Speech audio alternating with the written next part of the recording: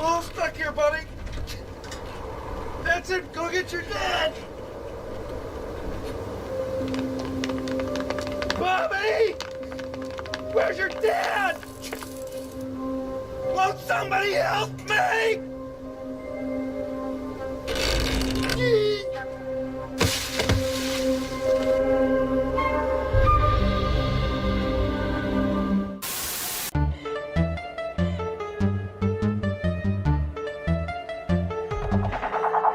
Welcome, ghouls and fools! It's the Halloween season yet again, unless you're watching this video outside of fall time, but you know what? We don't judge. You want to celebrate Spooky Month anytime you want? Then do it. Look, they have a year-round store called the Christmas Shop. If no one says that's a problem, then you should be allowed to shove a pumpkin up your anal cavity whenever you please. Get those cheap plastic pumpkin baskets ready because I have a treat for you. Video games. More specifically of the spooky variety. Today we'll be going over games that remind us why we love this time of the year so much. Titles from nearly every era of gaming. The dusty cobweb-covered coffins to the freshly newly discovered bodies. Famous legends to lesser-known creeps. Monsters on almost every platform like PC, Nintendo, Xbox, PlayStation, Sega, and more. Some of these games you can play right now, while others have a bit of mystique surrounding them as they may be harder to find. Or as expensive as those fancy animatronics you see some people have. But I got mine on a discount. Ain't he a cutie? Before we begin these terrifying tales of interactive media, let's make a few things clear. 1.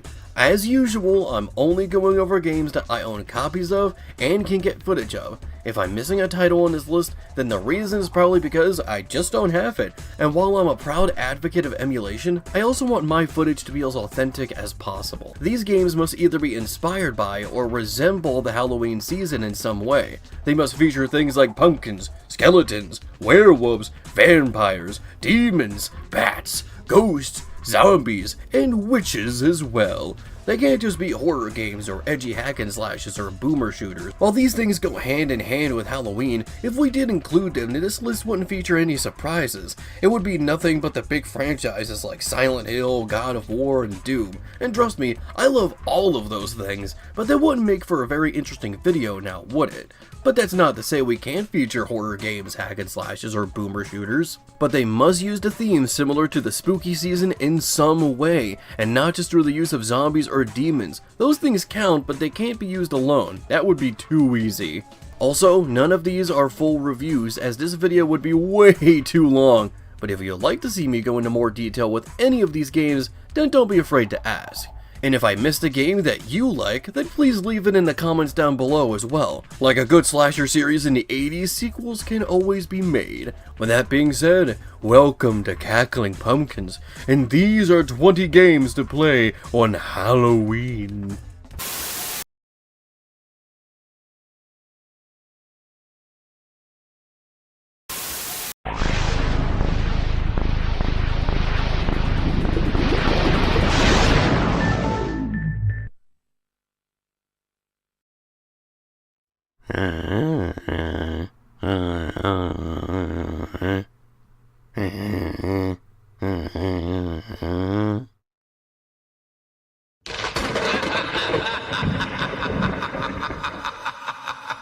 Let's start with the original Xbox. When many people think of Xbox, they think of Halo, Minecraft, first-person shooters, sports games, and acquiring studios they'll inevitably shut down. But the days of the first Xbox were rather unique, as it was an effort to make more fun, colorful characters and titles. Blinks to Timesweeper, Fusion Frenzy, Mad Dash Racing, and the first game we're starting this terrifying adventure on, Voodoo Vince. I feel powerful. Evildoers beware! Cosmo the Inscrutable is a middle school dropout who wants to take over the world. He sends his goons to steal zombie dust from Madame Charmaine's voodoo shop. She gets knocked out and kidnapped as Vince, one of her voodoo dolls, who was brought to life by the zombie dust, goes out to save her. Vince is going to need a lot of help to save her. Too bad everyone he runs into either just uses him, betrays him, or is some kind of psychopath. It's understandable why he comes off as constantly annoyed or pessimistic, considering that he just came to life and everyone is asking him to do stuff for them, and sometimes they don't even help him in return.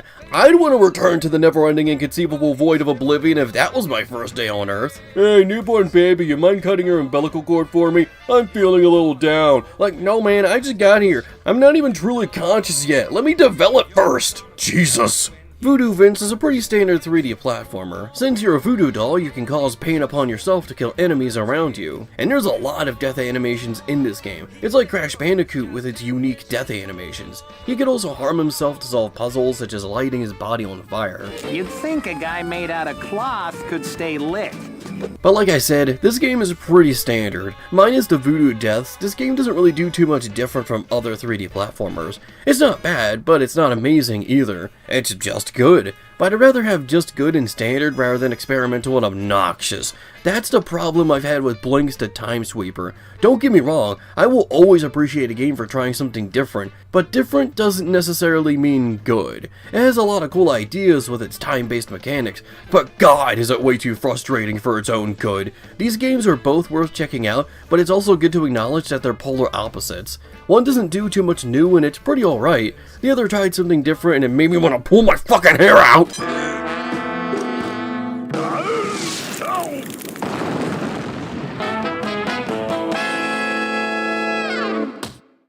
It couldn't happen to two nicer guys.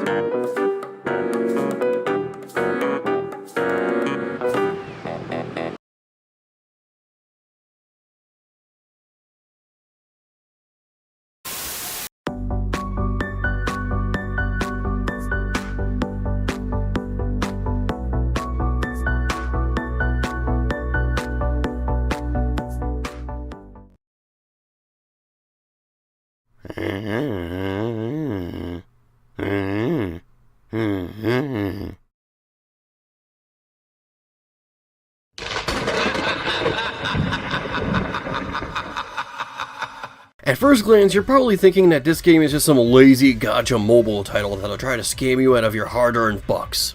And in this economy, no less. But I promise you that Vampire Survivors is everything those mobile games wish they were. In Vampire Survivors, you play as a monster hunter of your choice as you face down zombies, werewolves, gillmen, bats, and every horror monster you can think of, except vampires. Then why the fuck is it called Vampire Survivors then?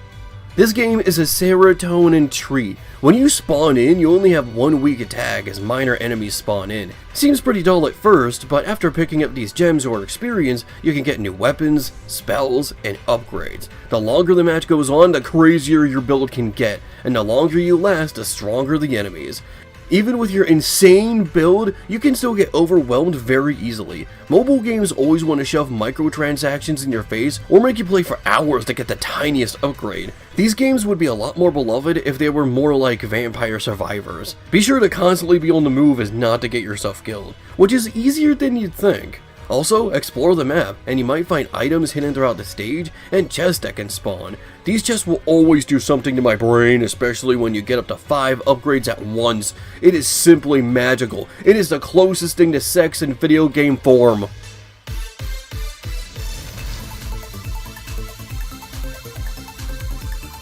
Oh yeah. Oh, that's the stuff. Oh, come on. Yeah. Oh yeah. Oh, did you? Oh, heavens to mercy. Here's my number doll. Call me again. As you play the game, you can unlock other levels, items, characters, and you can upgrade yourself in the main menu. Even if it seems like you're a master at the game, you can still get your ass handed to you. But then I hear you shriek at the distance. So this game is endless? Not really. So how do you win? That's the neat part. You don't. At the quote-unquote end of a level, the Grim Reaper spawns in to kill you dead, but this arrival only just confirms your skill and victory. The game even got a collaboration with the Castlevania series, so technically there's a vampire now. Speaking of.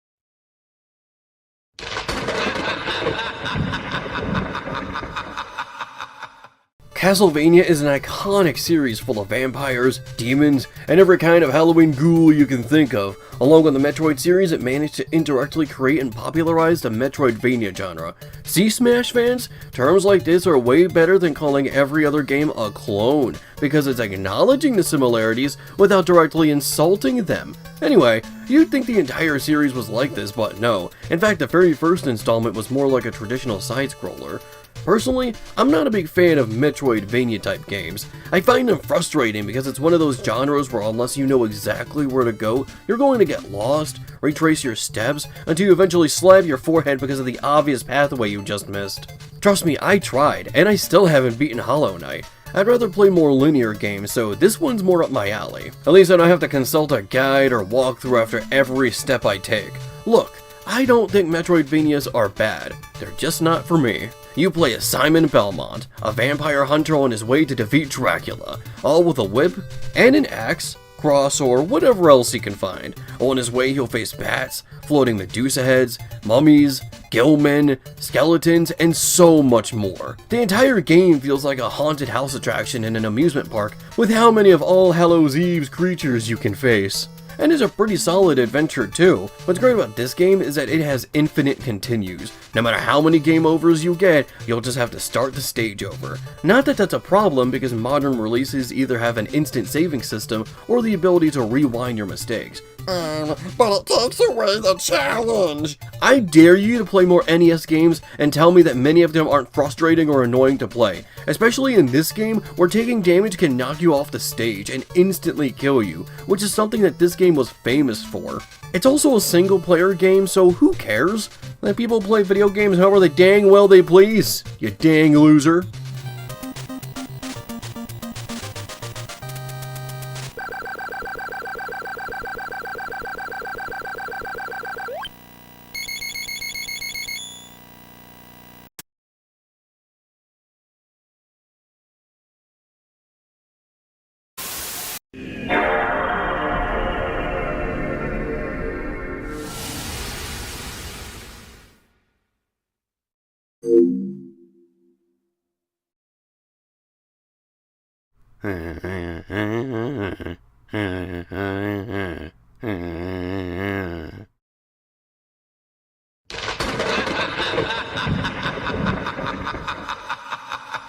One of Disney's most iconic rides in their parks is the Haunted Mansion. I would call it the king of haunted attractions, but you don't need to sign a waiver to enter it. Nonetheless, this ride was adapted into several films, and it even got its own video game.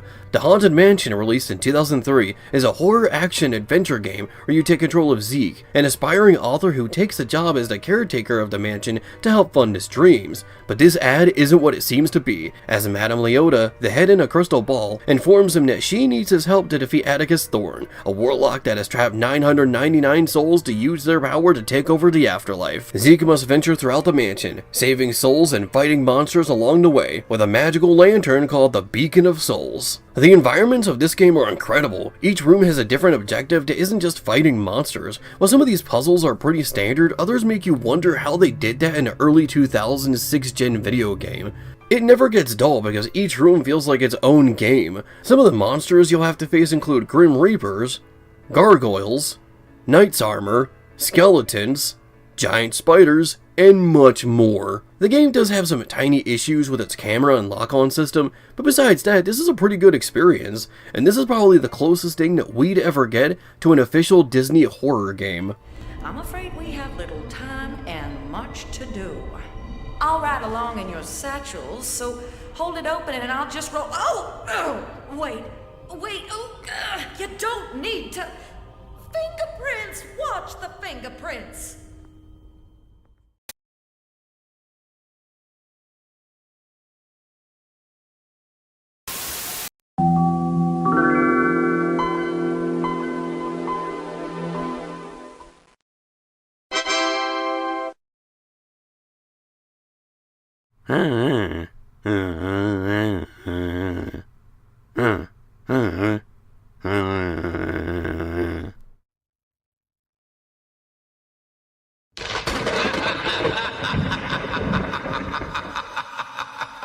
You know what? I'm gonna say it. Adults should be allowed to go trick-or-treating too. Why should only the kids have fun? And why should I be expected to become dull and boring and not be able to enjoy the things I love just because I'm almost 30? If I can't have fun, then what's the point in living? I'm just gonna become miserable and get angry at all the things that kids like today and say that my days were better because I'm not able to enjoy stuff like I used to. Oh well, if society won't let me dress up as Banana Jesus and ask my neighbors for apples filled with razor blades, then I can at least simulate it in a virtual world, in October Panic. Minus the Banana Jesus and razor blade and apples part. Take that for what you will. You play as October on Halloween night. Her friends warn her that there's a curse affecting All Hallows Eve, and that she should stay home instead of trick-or-treating. But fuck you, man! Halloween only comes one night a year, and the average human lifespan is around 77 years. That means I only got 77 Halloweens to celebrate. Maybe less if I keep eating the way I do. I don't care how many long ghosts, gingers becoming fireball shooting werewolves, and bones raining from the sky try to ruin it. I am not letting them kill the vibe!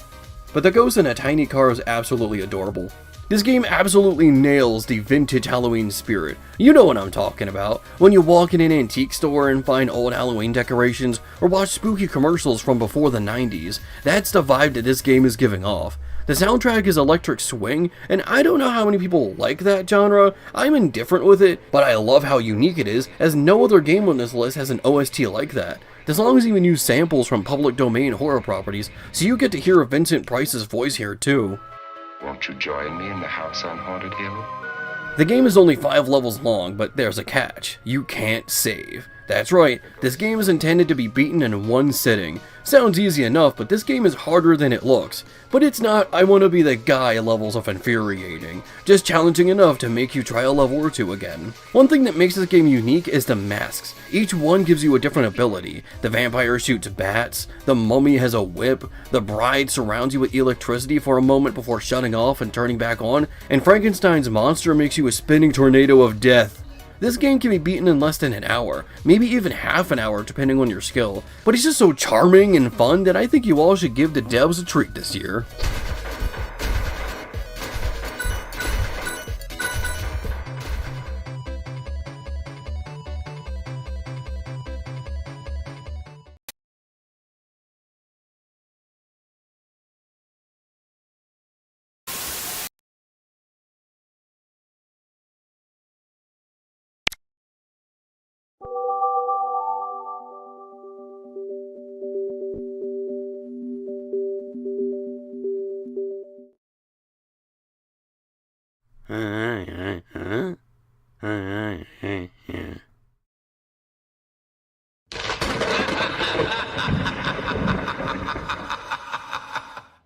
Wait a minute, didn't I just talk about this game this year? The Grim Adventures of Billy and Mandy, the game. A 3D platform fighter starring the cast of Maxwell Adams' original animated series on Cartoon Network. And probably one of the most fun games based on a show from the channel. Once you choose your fighter, you enter the arena and pummel every other insignificant worm until all their lives are gone, as you end them with a finisher.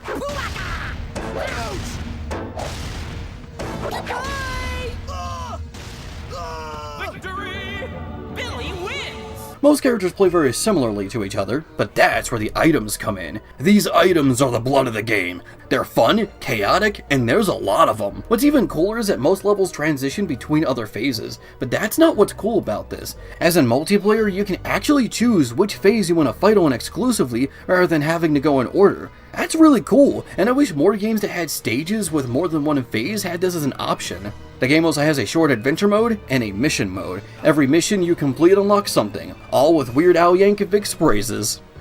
Super secret unlocked! This game is fun, chaotic, true to the show, and it's definitely worth checking out. The only downside is that multiple people can't play as the same character. Why? Oh, and if you're playing on the Wii version, please use a GameCube controller. If you use the Wii Remote and Nunchuck combination, the game will force you to use motion controls for basic attacks. Stupid Wii enforcing motion controls in areas that ruin good games. Why do I have to swing to jump? Activate Plasmatronic Ultra Blast Grenade Launcher. Oh yeah.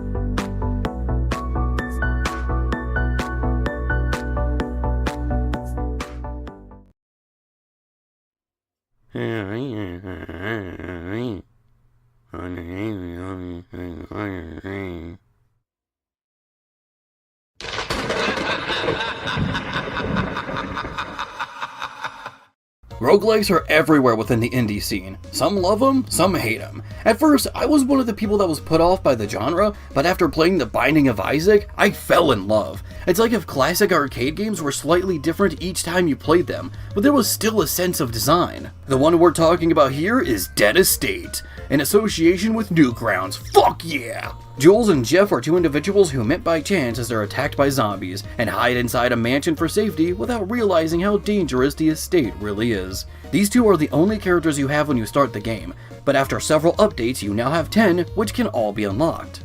Each character has a different starting weapon or approach to combat. Boss is all about explosives, Fuji is a physical fighter, and Cordelia is a magic user. Cordelia is also your in-game shop, weapons seller, and doctor as well. I'll fill her with my in-game currency any day. No, it's not as small as a microtransaction! It's at least average! Shop! The game is in an isometrical angle at all times, but don't worry, it's not as disorienting as you'd think. This ain't Qbert, because you actually have these things called analog sticks and mouse controls.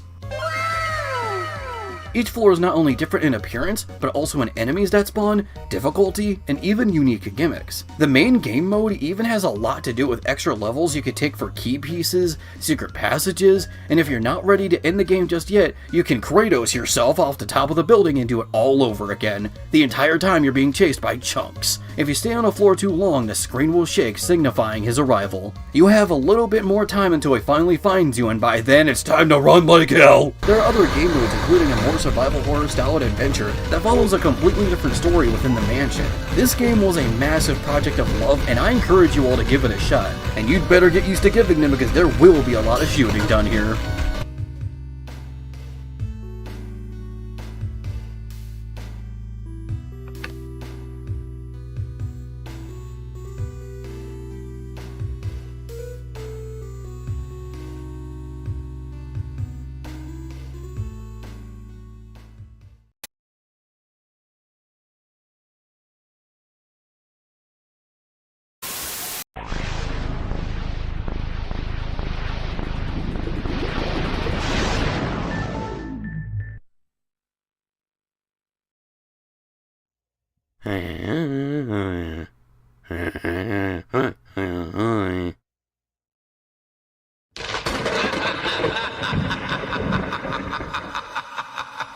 In 2002, Microsoft had acquired Rare, a decision that many would still dislike to this day. We can blame Microsoft, but I honestly think Nintendo is also to blame. They basically own the majority of Rare, but for some reason, after generations of beloved games, they never decided to fully buy them out, or even intervene when Microsoft stepped in. Even former Rare devs from those days never understood why Nintendo never fully acquired them. Nonetheless, the early days of Rare on Xbox seemed alright. Not only did they remake Conker's Bad Fur Day with online functionality, but they also made a new IP called Grabbed by the Ghoulies. Cooper and his girlfriend Amber go into a mysterious mansion when looking for shelter from a storm, but Cooper says that places like these are filled with creeps, and instead of proving him wrong, the owner Baron Von Ghoul kidnaps Amber. Oh yeah, I was totally wrong about you. You're not a creep, you're a fucking psychopath! Because that's a completely rational response. Cooper must venture through the Ghoul Haven Hall, fight monsters, solve puzzles, and save not only Amber, but others who were also kidnapped. Okay, maybe you're not a psychopath. You're a goddamn sociopath! And one of these victims is bound and gagged with an apple on a dinner table. Don't make me add cannibal to the list. This game is meant to have an arcadey feel. Every time you go into a room, you must complete a different challenge. Some of these can range from face all of the enemies, kill everything but this type of enemy, only use weapons, a limited number of hits, even your health changes with each passing room. Sometimes you'll have a lot of health or barely any. Power-ups you'll find hidden in the environment can also make these challenges easier. Fail and the Grim Reaper will arrive. Not only can you not beat him, but he can also kill you with a single touch. But the rules also apply for the enemies, which you could use to your advantage. If you die, you must do the room over again. It's a pretty cool idea. The game's not that long, and with each room having a different objective, it never feels like it drags on. Some can be a bit more frustrating than others though. This is probably one of the most rare feeling games made by them on the Xbox, from Rare logos hidden everywhere, references to Banjo-Kazooie and Donkey Kong Country, and even a soundtrack by Grant Kirkhope. If given more freedom, maybe Microsoft owning Rare wouldn't have been such a bad thing. But oh well, at least we have Killer Instinct, Battletoads, Sea of Thieves, Banjo and Smash, and maybe it really isn't the worst. No one cares about Banjo-Kazooie? Never mind, I take it back. What the fuck is wrong with you?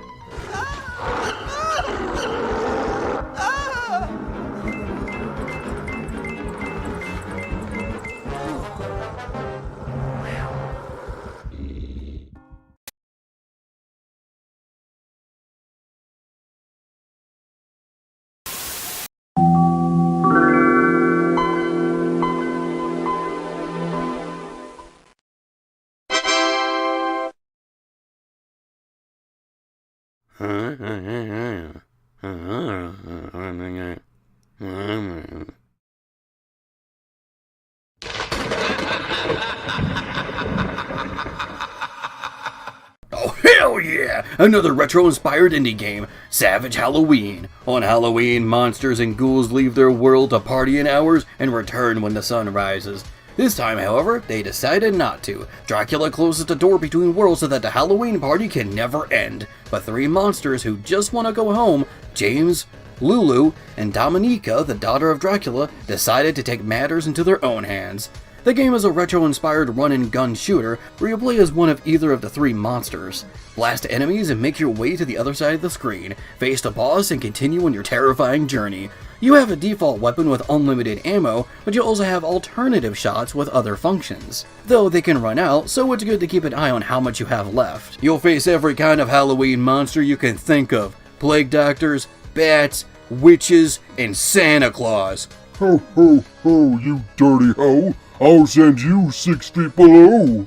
Much like October Panic, this game is a short, simple, sometimes challenging little game to help celebrate your All Hallows Eve. It's a pretty solid tiny adventure, and it's cheap too, only $5 on Steam. There's also the platformers Cute and Dangerous bundle. It includes this game and 7 other similar titles, around $25. Keep in mind, each title was around $5. In total, that would be over $40, so you'd be saving $15 by getting this bundle, and you'd be supporting the indie scene more. Some say there's a problem with quantity over quality, but I'd rather pay $25 for 8 smaller good games than $80 for one big title. Capitalism! The scariest thing that even affects this terrifying season.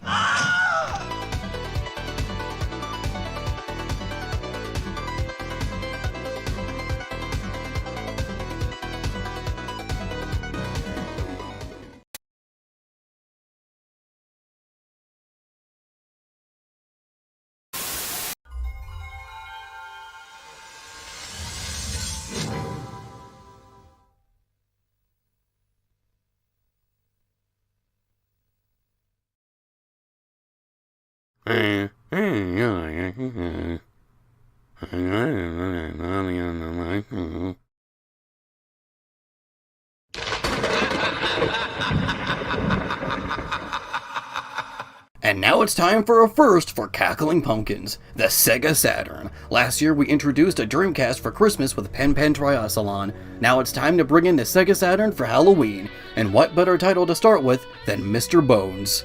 Don Ghoulian summons a skeleton army with science, alchemy, and some sick-ass drums. He aims to purify the world with evil, because according to him, good can only exist when there is evil to thwart. Dude is a Reddit atheist to the core, but one skeleton isn't affected by his control. He sends his army after him as Mr. Bones must stop Don Ghoulian before everyone is forced to upvote his post on our atheism. Man, you know I got the blues. This game has a lot of charm and personality, from its fun characters to its corny but endearing humor, as the entire thing is overflowing with soul. It could go from funny to surreal in seconds. It's a 2D platformer where you must survive the evil that has risen in one piece. Or several, as the game has a unique mechanic where taking damage makes you lower your body parts. This affects your movement, from your speed to your jump height. You can grab the pieces to put yourself back together. There are also rhythm sections, like strumming a guitar and telling bad jokes to make a boss laugh himself to death.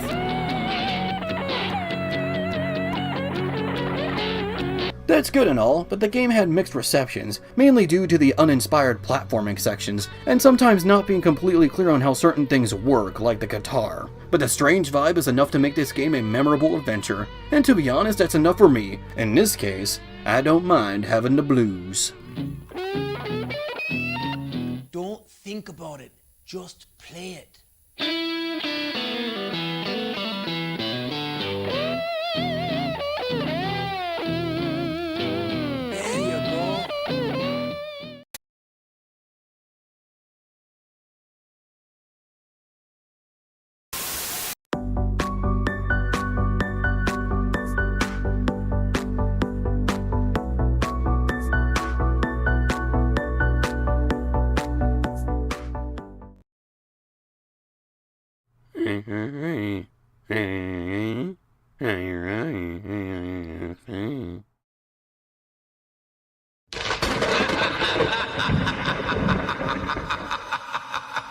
Another short little indie game made for shits and giggles, Invasion of the Halloween Fiends. You play as a teenager home alone on Halloween night. You carve pumpkins, give candy to trick-or-treaters, and just enjoy the season. But as the night goes on, things just seem to keep getting stranger and stranger, from kids pulling pranks on you and falling from your roof.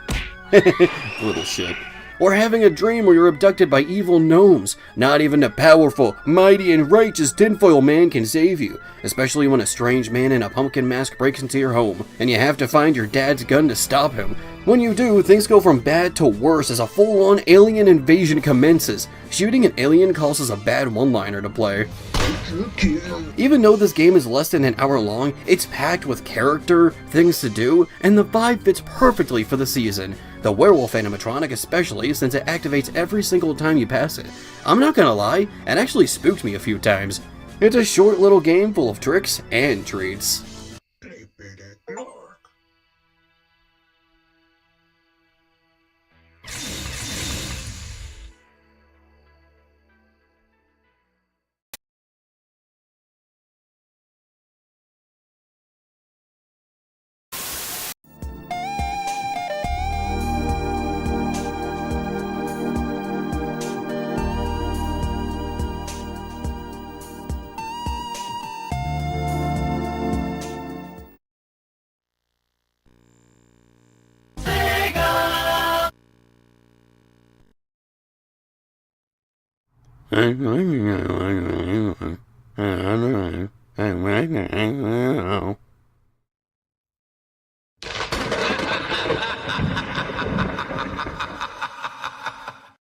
Probably one of the big classics on the Sega Genesis and the Super Nintendo is Zombies Ate My Neighbors, a top-down shooter where you can play as either Zeke or Julie, or you can have another player join in to be the other character. You must run around the map collecting your neighbors before the zombies get them. But despite what the title says, it's not just zombies you're going to have to deal with. Every kind of horror monster is here to try to wipe out your neighborhood. Zombies, werewolves, vampires, gillmen, blobs, mummies, giant ants, and most terrifying of all, giant babies. You will never survive the child support bills. No, for real, imagine paying around 10 grand for a single diaper to put on this thing. And this was the 90s, we didn't even adjust for inflation. But don't worry, you've got all sorts of weapons and tools to help fend off every creature you face. By default you have this tiny little water gun, but throughout the map you can find other weapons, like soda cans that act as grenades, and weed whackers that act as weed whackers. You'll need them because you'll be facing monsters for almost 50 levels, which doesn't sound like much today, but you gotta remember when this game came out. If you get stuck or don't want to do another level again, then don't worry, because most levels have a code that you can put in to go straight to it. If you ever get lost, then look in the top right and there'll be a map to show you where the closest neighbors are and how many are left. The game got a release on later platforms like the PS4, Xbox One, Nintendo Switch, and Steam that came out in 2021, though I've heard that many were mixed on this version of the game. I can't really say myself because the version of the game that I'm playing is the Super Nintendo, hence why it looks perfectly grainy. You know you could just emulate it, right? Sure, and the footage would look objectively cleaner, but I like my game footage to feel homemade like mom's doing a casserole.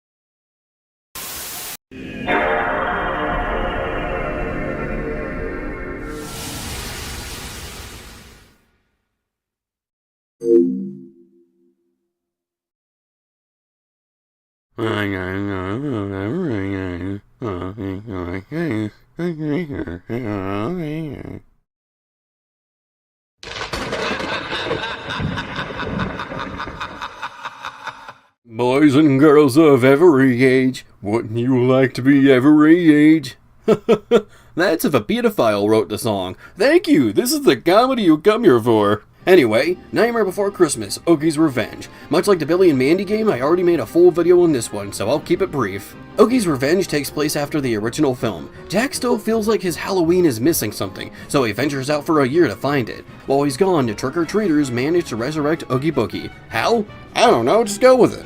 Jack returns to find everyone imprisoned as unfamiliar faces attack him. They're also Halloween creatures, but like I said, just go with it. This game is a hack-and-slash title similar to the Devil May Cry games, and that's not a coincidence because this game was developed by Capcom, the same studio that owns the DMC games. Oh, I'm sorry, Devil May Cry fans, am I not allowed to abbreviate the series because that one game exists? It's not even that bad. I dare you to go back to the first Devil May Cry and not want to punch your grandma after dealing with the camera system, especially during these bosses. It's not as in-depth as Devil May Cry is, but for what it is, it's still a fun game. A lot of the gameplay utilizes the Soul Robber. Created by Dr. Finkelstein, Jack can use the Soul Robber to attack enemies and toss them around. But if that's not good enough for you, you ungrateful prick, you can use other costumes to expand your abilities, such as the Pumpkin King outfit for fire and the Santa outfit for releasing surprising presents. During bosses, you can even collect musical notes to go into a rhythm game segment where you can demolish their health. Just ignore that annoying noise that comes when you make any sort of input, and you'll be golden. The game is very true to the source material. The devs really knew how to make this game feel as much like Nightmare Before Christmas as possible. It's enough to make you shriek. Enjoy. Sandy, I'll take care of Oogie. You hurry up and deliver those presents. Gladly. Merry Christmas, Jack. Ho, ho, ho.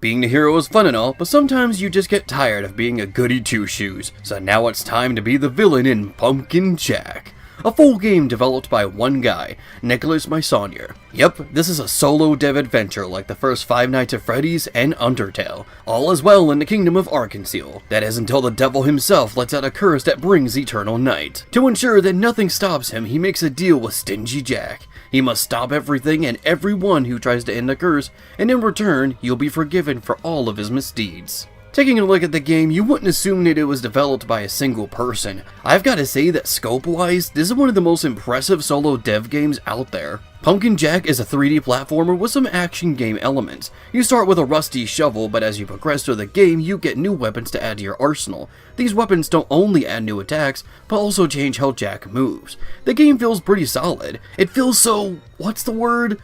Professional. It feels good in just about every way. The game has got everything fit for the Halloween season. You've got a talking crow sidekick as you fight skeletons, ghosts, and knights, ride phantom horses, and you're basically the closest thing to the headless horseman. Jack could even take off his head to enter tight areas. But it's not just good for Halloween, but also Christmas as well, as there's one level where you must fight through a festive winter wonderland and even fight Santa Claus himself. I'm surprised more people aren't talking about this game. Honestly, we need to get this more attention. If you love anything spooky and 3D platformers, then this game is up your alley.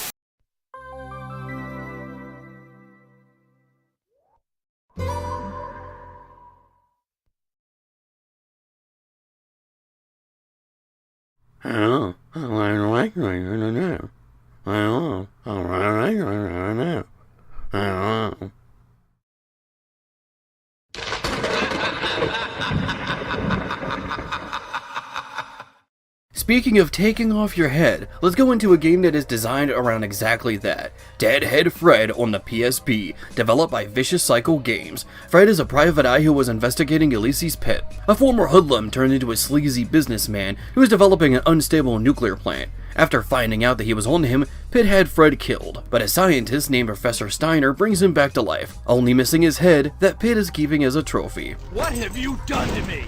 Please, please, let me explain. But it's not all bad, because with his current situation, Fred can now switch between different types of heads to use their abilities. By default, he has a jar head that contains his brain and eyes. With this, he's able to use some electric abilities. There are 7 other heads in the game to collect. I mean, technically 8 if you count the shrunken head. You get these heads by ripping them off of enemies and taking 5 of them to Sam Spade, an Igor-type parody who's the shopkeeper of the game. He'll give you one of the heads you collect to use the abilities of. While you can get through the main story of the game, you can also use the dummy head to talk to people who won't question your plasticky skin or your mouth not moving to give you side quests. The game's writing is very raunchy. This was a 2000s game after all. A lot of stuff was either edgy or raunchy, and that's just the kind of thing I love. Look, you can call me immature. I don't give a fuck.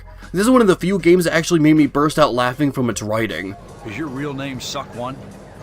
Your parents just fucking hate you.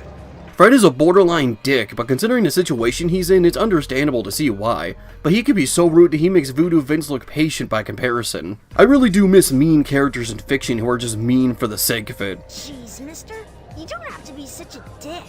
Deadhead Fred is a great action game with some edgy writing and fun violence to boot. It's one of the games I'd point out to show people just how edgy the 2000s were, even if there were games that were arguably more edgy than this. You're one twisted son of a bitch, and there ain't one damn thing that's gonna stand in my way. I'm gonna tear that jarhead of yours off and shove it straight up your ass. You just wait and see. Oh yeah? You're welcome to try.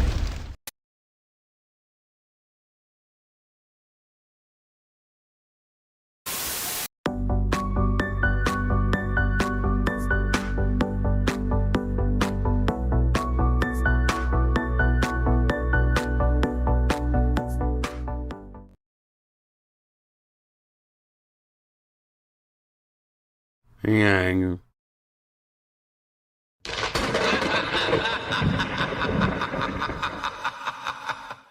Sony is sitting on a fucking gold mine. People have been yearning for the return of Bloodborne for years now, so much so that many started fan projects to fill the void. But Sony decided to pull a Nintendo and go after almost any fan project that was based on Bloodborne, because it's their IP to sit on and do nothing with! The most we got is a cameo in Astrobot. I guess the hunter had no choice but to kiss the nugget of the Sony execs. One such project that met this fate was Bloodborne Kart, a kart racing game based on the Souls-like action game. But even after Sony shut it down, the creator Bunlith didn't want to throw away all their hard work, so they reworked it as an original IP called Nightmare Kart. Fear the old carts.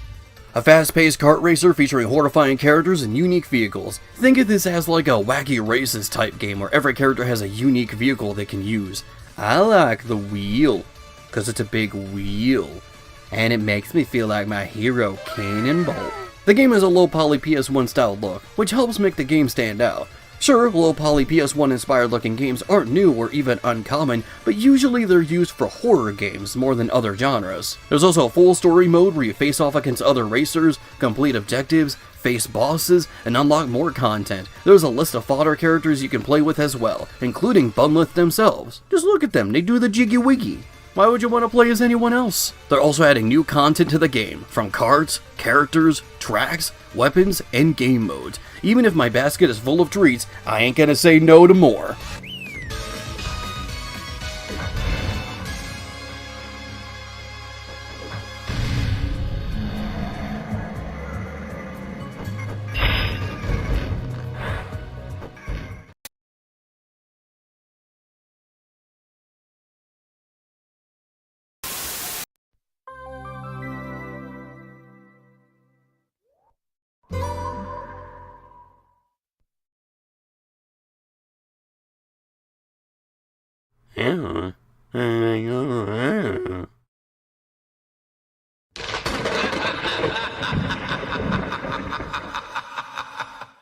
One of the classics of the PS1 was MediEvil, released in 1998. While the game got a remake on PS4 in 2019, there was also another version of the game that came in between, MediEvil Resurrection on the PSP that released in 2005. This is less of a remake and more of a reimagining of the first game, meaning that it's not a one-for-one remake, but rather a different take on what already exists. Think of this as more like the modern Resident Evil remakes than a Crash Insane Trilogy situation.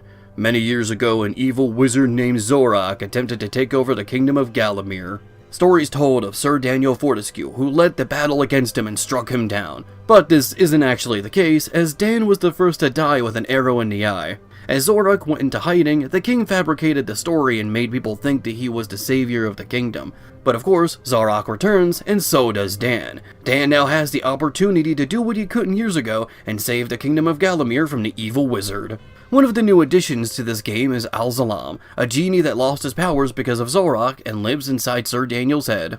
He acts as a wisecracking guide to the player. Dan, you narcoleptic klutz, get a move on.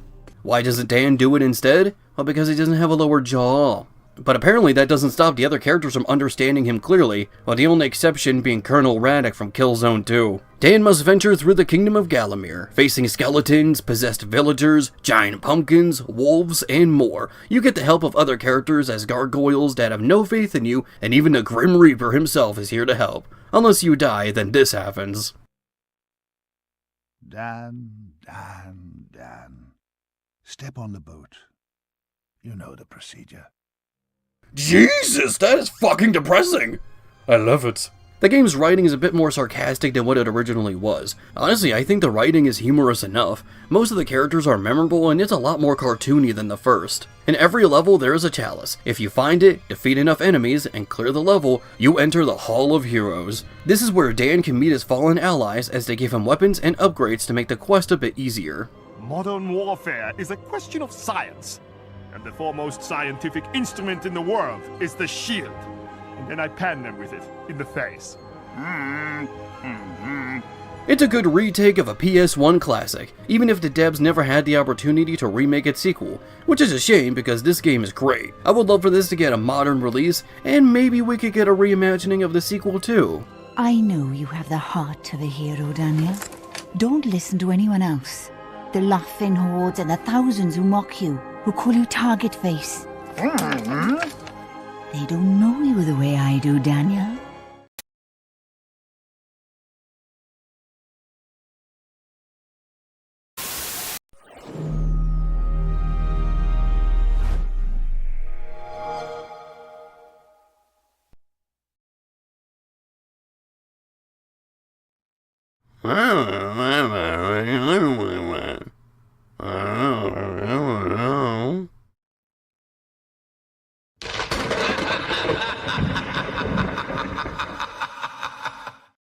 Now for probably the most adorable game on the list, Costume Quest, a small little simple RPG made by Double Fine, the same studio that brought you the Psychonauts games. You play as either Renaud or Ren, siblings that just moved to the neighborhood. They go out trick-or-treating on Halloween night to get some candy and hopefully make some new friends. The one that you don't play as gets kidnapped by monsters that think that they're a piece of candy. And no, that's not a cannibal metaphor, that's literally what they think. So you must go out to save them and stop Dorsilla from stealing all the candy for her ulterior motives. They may seem like ordinary kids, but with the power of the costumes they can transform into what they're dressed as to fight the monsters. Is it all real or just their imagination? I think it's real because the monsters are real, and having it all be just their imagination is so boring. It's like in the early 2010s when creepypasta theories were just, they're in a coma. Just let the fictional thing be fictional.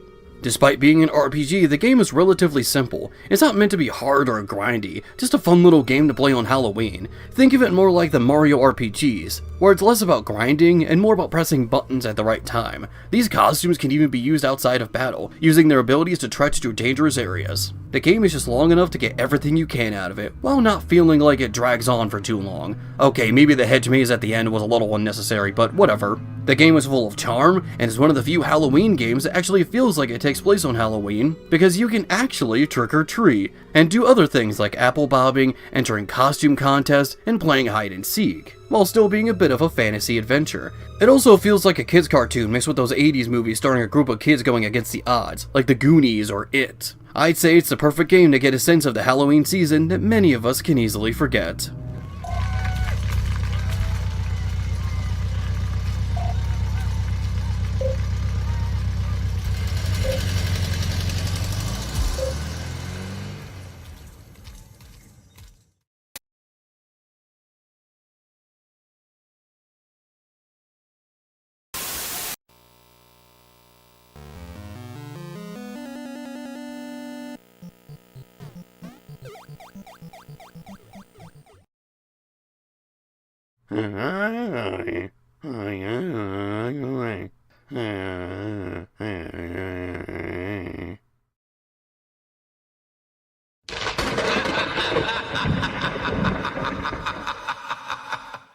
Now back to the 8-bit era for another game that I wish more people talked about, Bandai's Monster Party. You play as a kid named Mark on his way home, when a monster named Bert flies out of the sky and lands before him. He asks for Mark's help to save his world as the two fuse together and become one.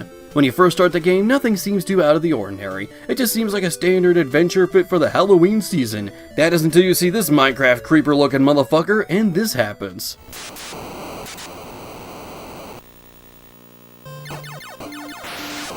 This is the kind of thing that creepypasta writers expect you to believe happened when they played Eminem's Beach Party. The game, from its visuals, music, and even the enemies you face, completely changed into something that would make the Western audience shrink. Think of the children! You've got human legs coming out of the ground and dogs with human faces, which is actually meant to be based on a Japanese yokai called the Jinmenkin. When you get to the end of the level, you'll find that nothing happens. This is because you're supposed to go into doors and fight the bosses inside them, get 3 keys, and you can escape. The game may seem twisted to some, but the game does have a sense of humor that's on par with the visuals. For example, there's one boss that's already a rotting corpse when you walk inside, then it apologizes for being dead. There's also these zombies that tell you to watch their dance. Hitting them does nothing, so what are you supposed to do? Literally just stand there and watch them dance until they crumble over and die. This game is a good mix between funny and creepy. The game over screen even has blood that's accompanied with this happy music. Speaking of death, the password system is extremely lenient. Not only do you have passwords for every level, but also for different amounts of health. You could go straight to the final level with max health, and trust me, you're gonna need it. This has got to be one of my favorite NES games in general, which still makes me wonder why barely anyone talks about this game. The only big YouTuber I've seen talk about it was JonTron back in his game review days.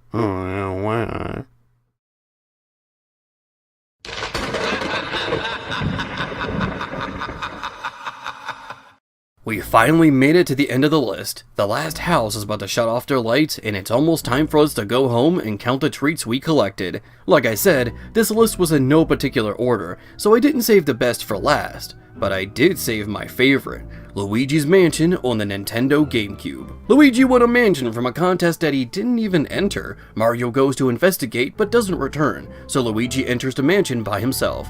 There he's attacked by ghosts but is saved by Professor Egad. Egad was a prominent face in the Mario series during the 2000s. Not only did he create the Poltergust 3000 and the Game Boy Horror for Luigi in this game, but also Flood in Mario Sunshine, the DS Time Reader in Mario and Luigi Partners in Time, and you even visit his garage in Mario Party 6. Why he never became playable in Mario Kart or any other game is beyond me.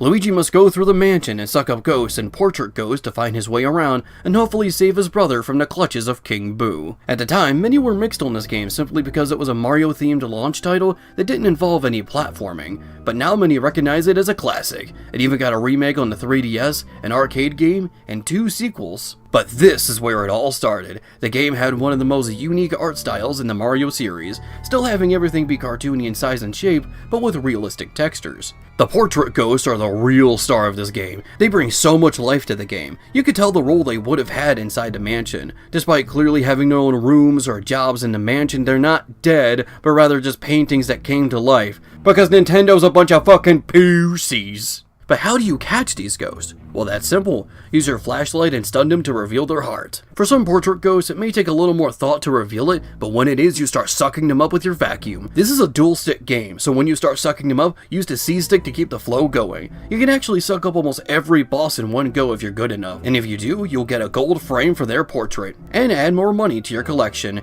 The amount of money you have determines the mansion you get at the end of the game, which encourages players to come back and play again. And those have been 20 games to play on Halloween, or any day of the year, I ain't your dang dad. I hope you all have an amazingly spooky Halloween season. I'd give you a treat for making it to the end, but I can't reach through the screen and give you a piece of candy, so here's a picture of Eclipse and Luna's butts instead. Happy Halloween, everyone!